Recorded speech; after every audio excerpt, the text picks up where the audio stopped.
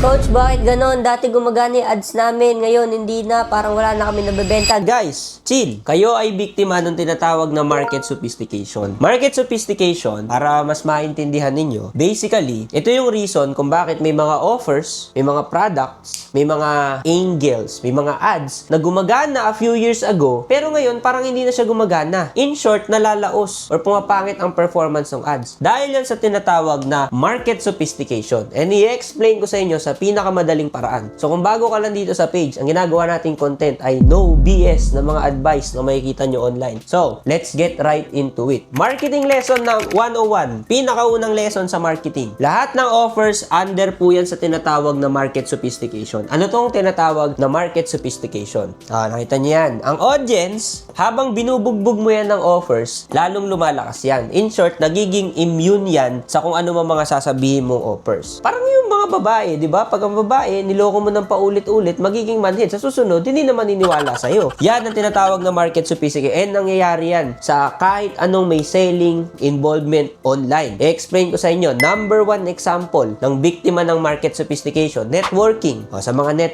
networking kong friends. Ako, hindi naman ako networker. Pero kayo, maiintindihan nyo to, marirealize nyo to. Dati, 2012, 2010, 2015, kasagsagan ng networking. Pag may inaya ka, let me know sa comments kung accurate to sa mga networkers dyan. Dati, pag may inaya ka na, Bro, open-minded ka ba? Bro, tara kape tayo, meron akong business opportunity. Dati, ano nang ginagawa? Sige, ano yan, interested ako, sama ako dyan, di ba? Punta ako, sige, attend ako, punta ako dyan. Oy, talaga, open-minded ako. Dati, ngayon, ngayon, gagana pa ba yun? Ngayon ba, kailan kayo nag-chat na, open-minded ka ba? O tara, kape tayo. Hindi na gumagana. Bakit? Sa isip ng customer or sa isip ng client, alam ko na yan, narinig ko na yan before, di ba, invite mo ako magkape, tas o-operan mo ako ng networking. Yan ang tinatawag na market sophistication. Ngayon, anong ginagawa to counteract yung market sophistication? So, dyan na lumalabas yung mga words like dropshipping, diba? Bro, meron ng offer sa'yo, dropshipping or e-commerce. Bakit? Kailangan nilang humanap ng ibang paraan para tumagos ang kanilang message sa client. Kasi nga, naging manhid na yung market. Alam na ng market. Naging sophisticated na ang market dahil sa kakabomba ng similar offers. So, may dropshipping, may e-commerce, or sometimes, yung iba kong mga tropang networking, very direct to the point na sila. Coach, gusto mo sumali? Networking tayo. Direct to the point na, networking.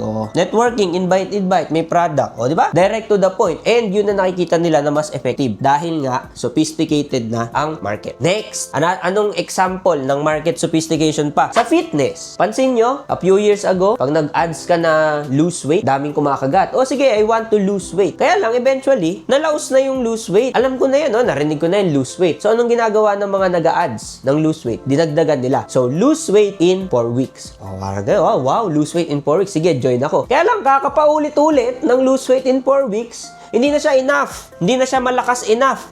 Naging sophisticated na yung market. So, anong ginawa? Lose weight in 4 weeks without extreme dieting. Pinahaba na naman. Hindi na naman yun enough. Lose weight in 4 weeks without extreme dieting, going to the gym only twice a week or 1 hour a day. Pinahaba ng pinahaba. Longer claims. Isa yan sa ways or methods to counteract yung market sophistication o yung pinalakas na market. Kumbaga, yung audience, overtime lumalakas eh. Kailangan mo ng mas matinding sandata para tumagos yung message mo sa puso nila, no? Kailangan mo ng mga bago, no? Longer claim. So, katulad na rin dyan, yung mga new terms. So, dati, pag nag-offer ka ng free webinar, wow, free webinar. Sige, join ako dyan. Pwede ko bang invite yung mga tropa ko sa free webinar? Ba? Usong-uso yan. Free webinar dati, a few years ago. May libreng training daw. Tara, nood tayo. Kaya lang, ano nangyari? Dahil nalaos na, nagamit na ng nagamit yung free webinar, and yung market, alam na nila na, pag may free webinar, bibitinin din ako dyan. Bebentahan lang din ako sa dulo niyan. So, kailangan mo na ng mga bagong terms. So, yan na. Free consultation, free guide,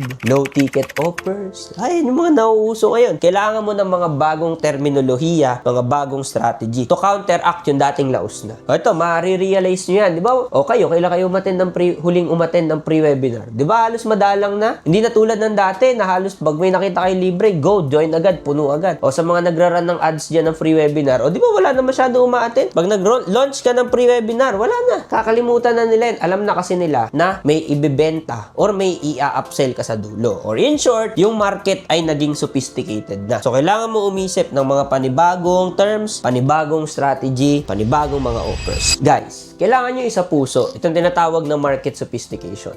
Kasi, aminin man natin o hindi, lahat ng mga ginagawa natin, eventually malalaos po yan. No? Kung ano yung mga offers a few years ago, hindi na sila yung mga viable offers ngayon. That's why kailangan natin gumawa ng mga bago, new. Kailangan natin mag-innovate. Kailangan natin maging creative. Kailangan natin gumawa ng bago. Lalo na ngayon may AI. Mas magiging sophisticated na ngayon ng tao because of AI. Bakit? Kasi yung AI, itong mga tao na to, alam mo, itong mga magko-consult na lang din to sa AI. Magchat-chat sila sa kanilang AI. Sasabihin nila kay ChatGPT. Diba? Oh, is this worth it to attend? Or dapat ko ba itong puntahan? Marami ba ako matututunan dito? That's why, as advertisers, as business owners, we have to think of something new. Pasok natin to sa ating kokote. Market sophistication. Again, mga bata, market sophistication. Number 1 rule yan sa marketing.